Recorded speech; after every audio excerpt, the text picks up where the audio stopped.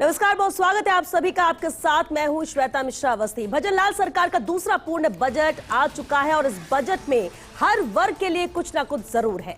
Budget भाषण में दिया कुमारी की सबसे बड़ी घोषणा युवाओं के लिए रही। सरकार अगले 1 साल में 1.25 लाख भर्ती करेगी। प्राइवेट सेक्टर में भी 1.5 लाख नौकरियां दिलवाई जाएंगी। फाइनेंस मिनिस्टर ने बिजली के बिल में भी राहत देने की कोशिश की है, लेकिन 150 यूनिट फ्री वाली घोषणा में सरकार ने कंडीशन लगा दी है। ऐसे में इस बजट को लेकर अलग अलग क्षेत्रों से जुड़े लोगों की क्या राय है, आज चर्चा इसी पर करेंगे, क्योंकि आज दिन भर बजट का ही दिन रहा और खास मेहमान इसे लेकर हमारे साथ जुड़ चुके हैं। सबसे पहले उनसे रूबरू करा देते हैं आपको। हमारे साथ चर्चा में शामिल है अर्थशास्त्री एनडी माथुर जी, वाइस चांसलर भी, बहुत स्वागत है माथुर साहब आपका। हिमांशु परनामी जी हमारे साथ है, मेडिकल सेक्टर से। हिमांशु जी आपका भी बहुत स्वागत है। हमारे साथ चर्चा में शामिल हुए हिम्मत सिंह गुर्जर जी, प्रदेश अध्यक्ष है किसान मोर्चा राजस्थान से।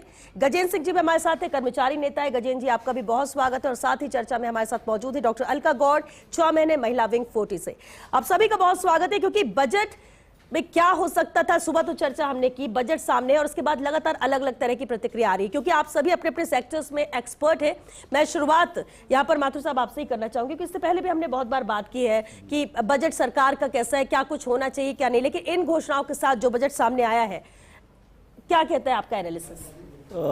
मैं दिया कुमारी जी की तारीफ करूंगा कि उन्होंने हर वर्ग को स्पर्श करने की कोशिश की है। वैसे ये जरूर है कि स्पर्श करने से कुछ नहीं होता है, किरदार निभाने से होता है।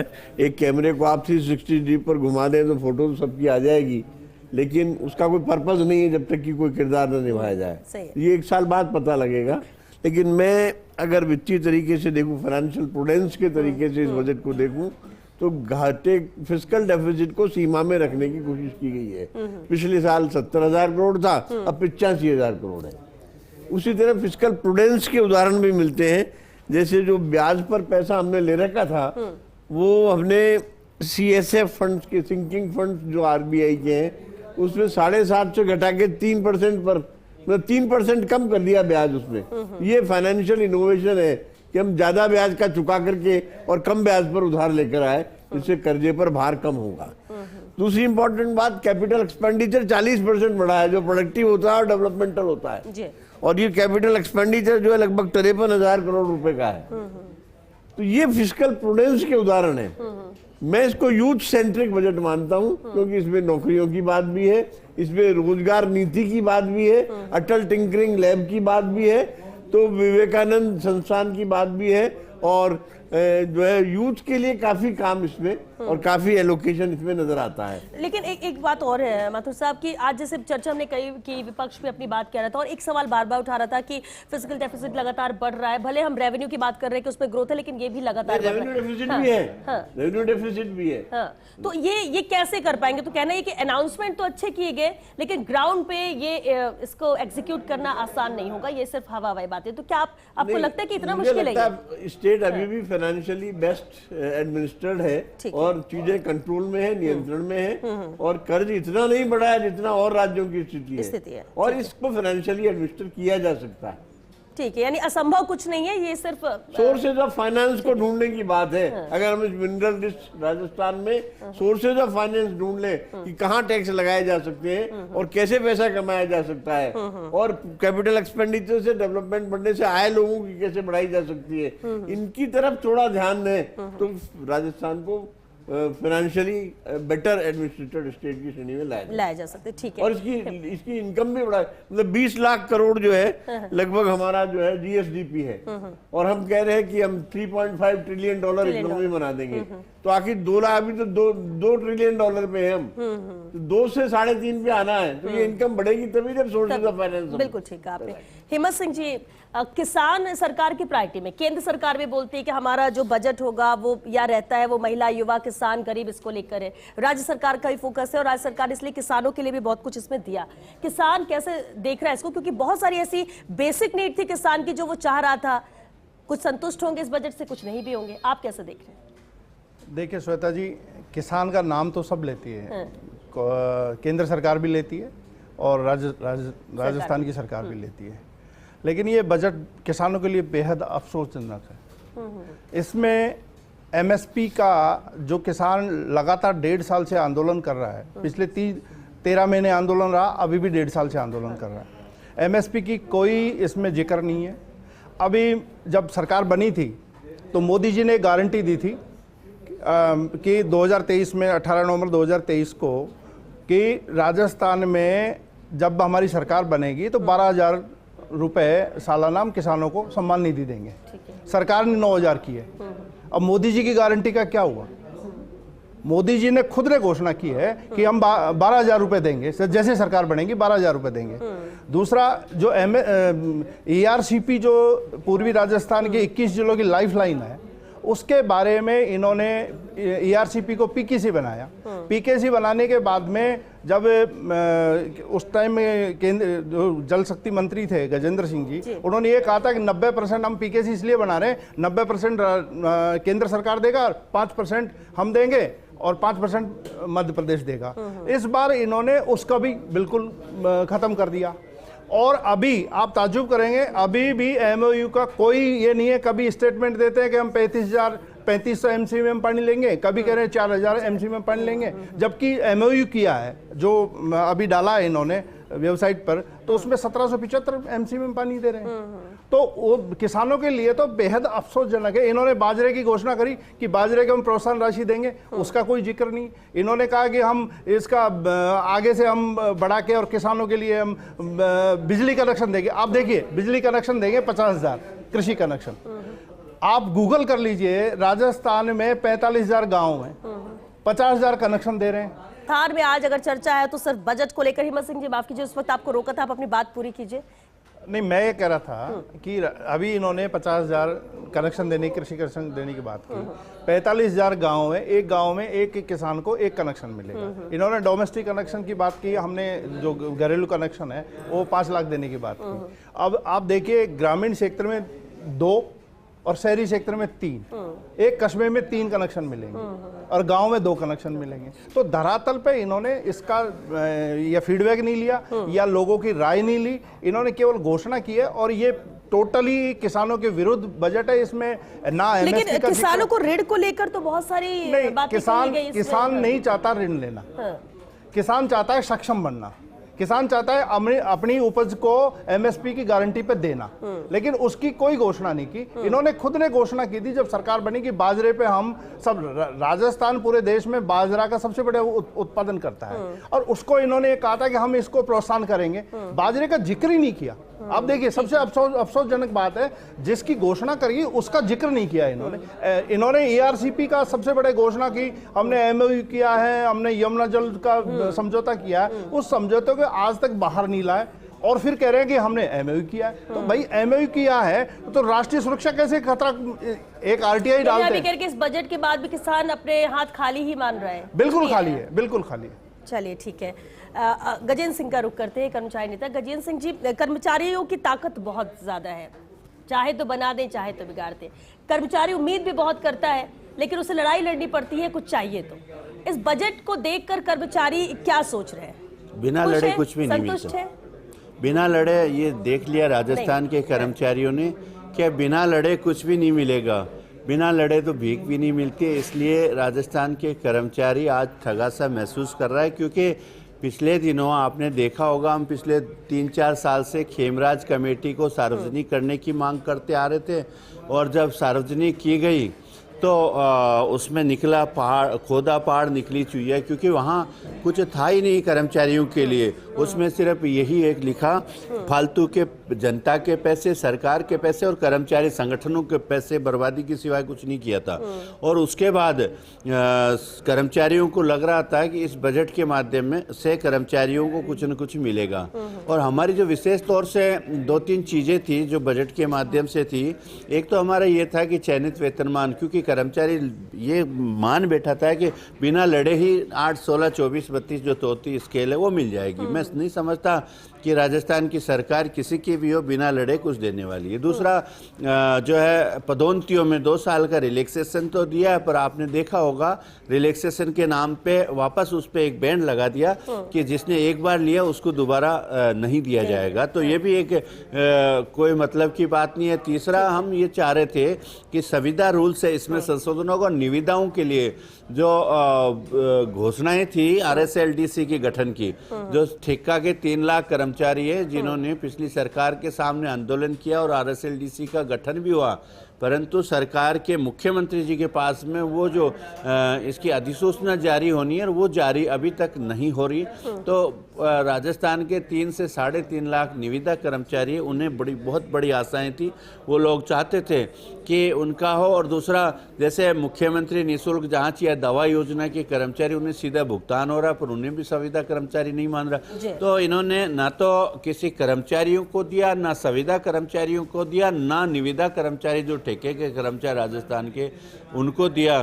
तो कुल मिला के राजस्थान का कर्मचारी तो एकदम ठगा। पहले तो लगातार सबसे सुझाव भी लिए जा रहे थे, क्या कर्मचारियों से बातचीत नहीं हुई? क्या कर्मचारियों ने अपनी बात नहीं रखी कि हमें ये चाहिए या हमारे लिए ये बेहतर होगा, इसे बजट में शामिल किया जाए? कोई सुझाव नहीं दिए गए थे क्या? नहीं, मैं आपको एक चीज बताऊं, आपने शुरू में ही कहा था वो बात है कि बिना लड़े कोई भी नहीं देता, ना तो माँ दूध पिलाती है और ना सरकार देती है। ये प्रत्यक्ष हो गया, क्योंकि हम चाहते थे हम बैठे बिठाए कि सरकार को सुझाव दे दे और सरकार हमें दे दे।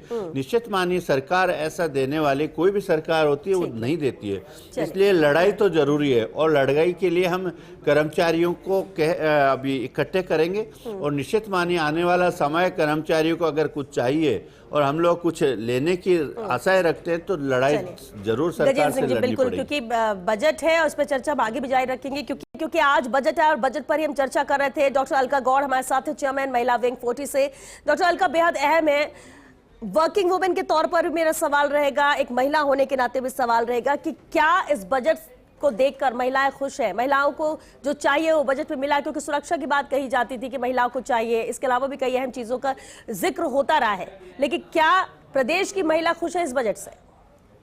प्रदेश की महिलाओं को यदि हम वर्किंग और नॉन वर्किंग के अंदर बांट दें तो जो नॉन वर्किंग वुमेन्स हैं उनके लिए जैसे एक क्यूमुलेटिव हम ले सकते हैं कि जैसे दवा योजना हो गई, माँ वाउचर योजना हो गई, और उसके अलावा जैसे जो हमारी किशोरियाँ हैं उनकी शिक्षा को लेके, उनकी सुरक्षा को लेके, महिलाओं के स्वास्थ्य को लेके, जो HIV पीड़ित महिला हैं उनकी सर्वाइकल कैंसर की स्क्रीनिंग जो है वो निःशुल्क की जाएगी।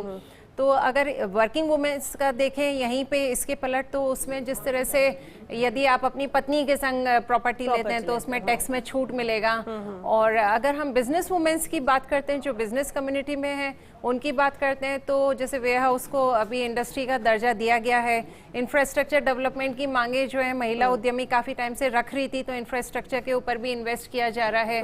और उसके अलावा जो स्किल डेवलपमेंट सेंटर है इन पे भी फोकस किया जा रहा है। कुल मिला के मिला जुला सधा हुआ सा बजट है। हम ये नहीं कह सकते कि बहुत ही सराहनीय है, क्योंकि जैसे महिला उद्यमी होने के नाते यदि मुझे इंडस्ट्रियल सेटअप करना है तो महिलाओं को जो है सब्सिडाइज रेट पे कोई लैंड अलोकेशन मिलता है या टैक्स में रिबेट मिलता है या लोन्स में छूट मिलती तो शायद बेहतर होता। चलिए ठीक है। हिमांशु जी, स्वास्थ्य को लेकर, क्योंकि शिक्षा स्वास्थ्य हमेशा से प्रायोरिटी में रही है और स्वास्थ्य को लेकर भी स्वास्थ्य मंत्री ने भी बात कही थी कि बहुत सारी चीजें हैं जिसे बजट में शामिल किया जाना चाहिए। आप इस सेक्टर में हुई घोषणाओं को कैसे देखते हैं? क्या लग रहा है कि हाँ जो कहा वो जरूरी था? एक्सपेक्टेशन सरकार से शायद ज्यादा थी हम लोगों की। जिस तरह से केंद्र सरकार स्वास्थ्य पर फोकस रख रही थी और जिस तरह से राजस्थान सरकार भी पिछले 1 साल से हम देख रहे थे कि कुछ नियुक्तियां इन्होंने की थी या कुछ योजनाओं को लेकर आए थे, बट 0.6% से बढ़ाना बजट को, और ये चीज मायने रखती है जब हम 19 स्टेट्स का कंपैरिजन करते हैं तो हमें पता चलता है राजस्थान हमारा 17वें नंबर पे, 17 नंबर पे। अगर हमारे पास विजन नहीं है उसको आगे ले जाने का तो हम उस विजन को धरातल पर उतार ही नहीं पाएंगे और उसके लिए बजट दे ही नहीं पाएंगे। अगर हमें जस्ट एक खुशी किसी को देनी है कि ठीक है 0.5%, 0.6% हमने बढ़ा दिया, उससे कुछ होने नहीं वाला। अगर हम 17वें नंबर पे है, अगर आप टारगेट करेंगे कि मुझे 10th नंबर पे आना है, 5th नंबर पे आना है, Kerala is the number 1 state, तो हमें उस विजन के साथ काम करना पड़ेगा। उसके साथ साथ हमें उस बजट में वो प्रोविजंस भी डालने पड़ेंगे। कुछ छोटी मोटी घोषणाएं कि 3000 करोड़ का कुछ एक इंफ्रास्ट्रक्चर बजट की कुछ पब्लिक सेक्टर सुविधाएं दे देंगे या प्राइमरी सेक्टर में डाल देंगे, मेडिसिन फ्री। आई थिंक ये बहुत कम है, ऊँट के मुंह में जीरा है। बहुत बड़ा प्रदेश है हमारा, बहुत आगे लेके जाना है स्वास्थ्य सेवाओं को, जो केंद्र सरकार का भी लक्ष्य रहा है। मुझे लगता है बहुत आगे की सोच रखनी पड़ेगी 10 मेडिकल कॉलेज खोलना या उनको चलाना, आज की डेट में मेडिकल कॉलेजेस आपको जिले जिले में मिलेंगे, बट आप पिछले महीने की न्यूज़ थी कि वहाँ पर टीचर्स की कमी है, प्रोफेसर्स नहीं है पढ़ाने के लिए, यूट्यूब के द्वारा पढ़ाई हो रही है। सो ये आसान नहीं होगा इनके लिए, बट इनको एक विज़न के साथ और एक टारगेट के साथ चलना पड़ेगा कि ये हमारा तय सीमा है और इस समय में हमें इस स्टेट को यहाँ से यहाँ ले जाना। तो आई थिंक एक्सपेक्टेशंस उस तरह से पूरी हुई नहीं है हेल्थ सेक्टर में। ठीक है, क्योंकि वक्त भी खत्म हो रहा है, मैं एक एक रिएक्शन आप सभी से जरूर चाहूंगी। एंड्रयू माथुर जी, आपने कहा कि सब कुछ बजट में अच्छा है, क्या वाकई में आपको लग रहा है कि बैलेंस बजट इससे अच्छा बजट नहीं हो सकता था, या फिर भी कुछ चीजें हैं? वो जरूर जानना चाहेंगे आपके नजर में। इंगित करना चाहूंगा, जैसे शिक्षा पे 0 है, कोई घोषणा ही नहीं है स्कूल कॉलेज के बारे में, यूनिवर्सिटी के बारे में, सिवाय एक अम्बेडकर यूनिवर्सिटी के लिए centre for Ambedkar constitutional centre की बात है, इसके अलावा कहीं कोई बात नहीं है। हेल्थ सेक्टर पे कोई ध्यान ही नहीं है, सिवाय इसके कि हमने ये कहा है कि सब प्रिवेंटिव काम करेंगे, लेकिन प्रिवेंटिव के बाद की क्या बात है उसका कोई एलोकेशन ही नहीं है। तो बहुत सारी कमियां हैं। और रेवेन्यू डेफिसिट क्यों, आखिर ये देखने की बात है कि हम फिस्कल डेफिसिट तो हो जाए, लेकिन रेवेन्यू डेफिसिट तो नहीं होना चाहिए। तो रोजमर्रा का खर्चा है, जितना कमा रहे हो उतना ही खर्च करो, नहीं तो फैमिली सिल्वर बेचनी पड़ेगी आपको। ठीक है, बिल्कुल। मैं चाहूंगी कि आप एक कमेंट जरूर यहाँ पर दें, हिम्मत सिंह जी। फाइनल कमेंट है एक लाइन में। श्वेता जी, 19 नवंबर 2023 को चूरू में प्रधानमंत्री जी ने घोषणा की थी कि पेट्रोल और डीजल अन्य जो स्टेट है उनसे कम होगा।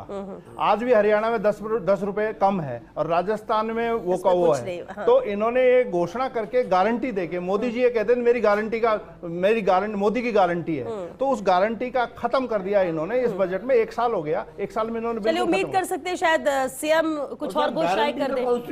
बिल्कुल, गजेंद्र जी एक लाइन। जी श्वेता जी, मैं तो आपको एक चीज़ बताऊं कि इस बजट से एक चीज़ ठीक है कि 1.25 लाख रोजगार देने की जो घोषणा हुई वो एक स्वागत योग्य है, और स्किल डेवलपमेंट को जो स्किल करके और लोगों को रोजगार देने की जो प्राइवेट में, वो भी ठीक है युवाओं और बेरोजगारों के लिए, परंतु उसको धरातल पे लाना और उसको इम्प्लीमेंट करना ये बहुत बड़ी चीज़ है। अगर ये ऐसा होता है तो निश्चित मानिए कि युवाओं और बेरोजगारों के लिए बहुत बड़ी सौगात होगी। परंतु कर्मचारियों के हिसाब से मैं आपको एक चीज़ बता दूं कि हमने बहुत बड़ी आशाएं पाल रखी थी, उन आशाओं को आज निराशा हुई सारे कर्मचारियों को। हिमांशु जी, हेल्थ केयर को कमोडिटी की तरह नहीं देख सकते, आपको क्वांटिटी के साथ साथ क्वालिटी की बात करनी पड़ेगी, और सरकार के साथ साथ प्राइवेट सेक्टर को जोड़ना पड़ेगा, तभी उस इंफ्रास्ट्रक्चर के साथ आप वो सेवाएं दे पाएंगे जो आप देना चाह रहे हैं। तो उस विजन की जरूरत है, मुझे लगता है कि वो प्लानिंग सरकार को करनी पड़ेगी वेलफेयर की तरफ। 500 जो पिंक टॉयलेट्स की घोषणा की है वो अगर महिला स्वास्थ्य के लिए या सुरक्षा के हिसाब से देखें तो ये सराहनीय है। उसके अलावा जिस तरह से स्टैम्प ड्यूटीज के अंदर जो कमी की गई है वो रियल एस्टेट के लिए काफ़ी अच्छा है। और इसके साथ में यदि हम ये देखें कि 31 मार्च 2023 को एक मुख्यमंत्री लघु उद्योग प्रोत्साहन योजना बंद की गई थी, उसी को एक नए स्वरूप में प्रस्तुत किया गया, क्योंकि हर कोई तो एंटरप्रेन्योर नहीं हो सकता है, लेकिन छोटे छोटे युवा रोजगार जो है, छोटे छोटे बिजनेसेस लेके बैठे हैं, वो इस योजना का लाभ उठा सकते हैं। क्योंकि वक्त खत्म हो गया, बहुत शुक्रिया आप सभी का इस चर्चा में शामिल होने के लिए। तो देखिए, बेहद अहम है जहां आज प्रदेश का बजट आ गया है। अब ये भी सही है, उम्मीद बहुत ज्यादा होती है, होनी भी चाहिए। जब प्रदेश की जनता है, साल में एक बार बजट आता है, आपका प्रदेश कैसे आगे जाएगा, आपको उससे क्या राहत मिलेगी, उम्मीद रखना भी जरूरी है और जायज भी है। लेकिन सबको खुश नहीं किया जा सकता, ये भी एक सत्य बात है। और इसलिए कहीं कोई खुश है तो कहीं किसी को लग रहा है कि हमें कुछ नहीं मिला है, लेकिन उम्मीद यहां पर है। इतना जरूर है कि विकसित राजस्थान का लक्ष्य लेकर अगर सरकार चल रही है और विजनरी बजट के तौर पर ये घोषणाओं को देखा जा रहा है, अगर आप ये सोचे कि कल से हमें राहत मिल जाएगी, हमारे जेब में राहत मिलेगी, तो ऐसा कुछ नहीं होने वाला। लेकिन इतना जरूर है कि आपका शहर, आपका गांव झाड़ी, आपका प्रदेश आगे लेकर जाना है, इसको विकसित करना है, तो उसके लिए कुछ बड़े फैसले लेने होंगे। विकास और इंफ्रास्ट्रक्चर के लिहाज से फैसले लिए गए, अब देखना होगा कि एग्जीक्यूशन किस तरह से होता है, क्योंकि स्वागत सब कर रहे हैं इन फैसलों का, लेकिन अगर थोड़ा संशय है तो इस बात को लेकर कि धरातल पर ये कैसे नजर आएंगे, कब तक नजर आएंगे और किस तरह से इंप्लीमेंट किया जाता है। बहरहाल वाहवाही जरूर हो रही, तारीफ जरूर हो रही इस बजट की। अब देखना होगा कि कैसे इन सब चीजों को एग्जीक्यूट किया जाता है और कैसे सरकार अपनी मंशा जो इस बजट के तौर पर लेकर आई है उसे पूरा करती है। चलिए, इसी के साथ हमें दीजिए इजाजत। नमस्कार।